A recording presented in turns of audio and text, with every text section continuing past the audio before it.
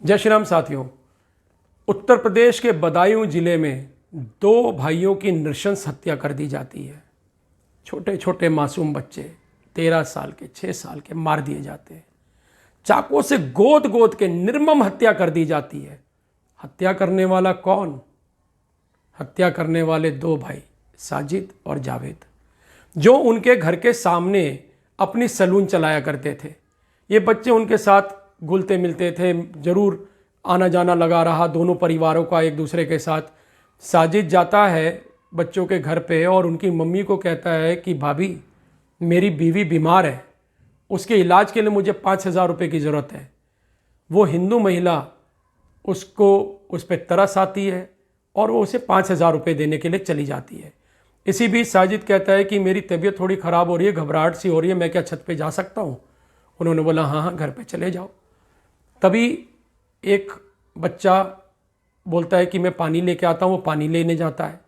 वो जैसे पानी लेने आता है, एक और भाई जो उसका ऊपर होता है साजिद, तब तक छत पर उस भाई को, उस बच्चे को उसकी गर्दन रेत देता है। और न सिर्फ गर्दन रेत देता है, आगे से भी पीछे से भी गर्दन रेत दी उसने, और कई बार चाकुओं से वार किया, कई बार चाकू से वार किया।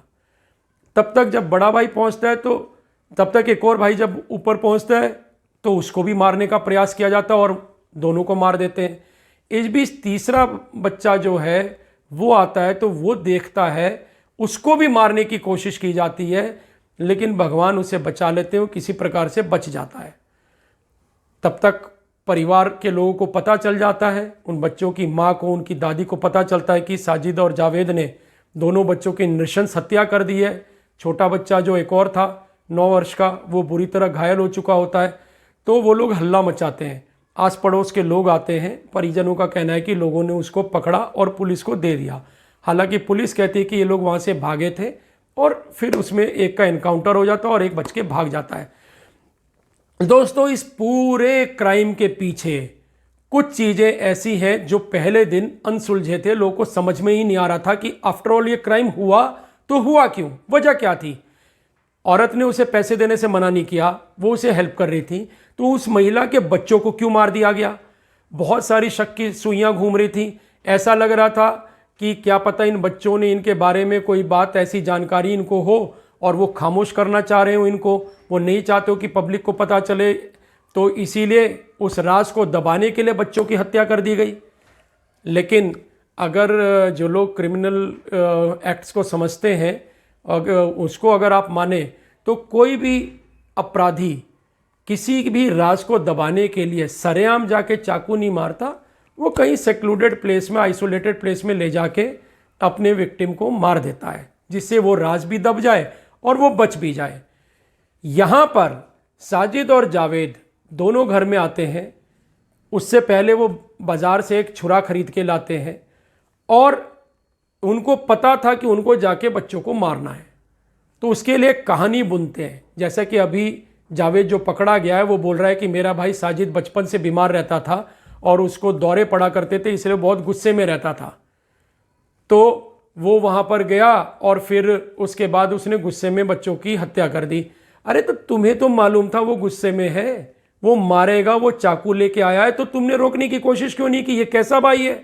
और पुलिस इसके थ्योरी पे भरोसा कैसे कर रही है? कमाल की बात है। चलिए, एक बार को भरोसा कर भी लिया जाए, लेकिन दोस्तों इसमें मुझे एक एंगल और नजर आता है। 22 जनवरी को रामलला प्राण प्रतिष्ठा समारोह हुआ। पूरे देश में गली गली, मोहल्ले मोहल्ले, गांव गांव, शहर शहर, हर जगह पर रामलला प्राण प्रतिष्ठा समारोह आयोजित किया गया, खुशियां मनाई गई। छोटे छोटे बच्चे अपने अपने इलाके में अक्षत बांट रहे थे, जय श्री राम का जय घोष कर रहे थे। कहीं ऐसा तो नहीं कि वो जय श्री राम का जय घोष इनके मन में चुभ गया और इसी वजह से उन बच्चों की नृशंस हत्या कर दी गई हो सकता है। अगर पॉसिबिलिटीज़ की बात की जा रही है तो मैं भी एक बात कह रहा हूँ कि अगर इनको इतना ही गुस्सा था, ये बताया जा रहा है कि ये बीमार रहते थे और इनको शादी के बाद भी बच्चा नहीं हुआ और इस बात का इनको मलाल था, तो उनको वो हिंदू बच्चों का घर ही क्यों नजर आया? मलाल था, अगर मारना ही था तो अपने आस पड़ोस में देख लेते, क्या पता किसी मियाँ साहब के बच्चों को भी वो शिकार बना सकते थे। लेकिन नहीं, मियाँ साहब का घर नज़र नहीं आया, लेकिन ठाकुर साहब का घर ज़रूर नज़र आ गया, वो हिंदू घर ज़रूर नज़र आ गए। तो और वो भी अभी रमज़ान का समय है। मुसलमानों का एक पक्ष कहता है कि इस दौरान तो जी हम कोई गलत काम भी नहीं करते, हम झूठ भी नहीं बोलते, हम कुछ नहीं गलत करते। तो ये कैसा महीना है जिस समय ये जो प्रैक्टिसिंग मोमडन है, ये दो लोग जाते हैं और हिंदुओं की नृशंस हत्या करते हैं? क्या ये आतंक फैलाने का एक प्रयास नहीं था? इस तरह की बहुत सारी बातें हैं जिसको देख के मन दुखी हो रहा है, परेशान हो रहा है कि आखिरकार ये कैसा सेकुलर मुल्क की तामील की गई है जहां पर हिंदू अपने धर्म को भी नहीं अपना सकता, अपने पड़ोस में रहने वाले मुसलमान के साथ उसको इतनी असुरक्षा का भाव है कि घर में उसके बच्चों की नृशंस हत्या कर दी जाएगी और वो मुंह भी नहीं खोल पाएगा। ये बहुत सारी बातें हैं, बहुत सारी ऐसी चीज़ है जिसको लेके मैं हर हिंदू से एक बात तो ज़रूर कहूँगा, मुसलमानों के साथ आप दोस्ती रखिए, द्वेष मत रखिए, इसमें कोई बुराई नहीं है, दोस्ती रखिए, लेकिन सचेत रहिए। आग बंद करके विश्वास मत कीजिए।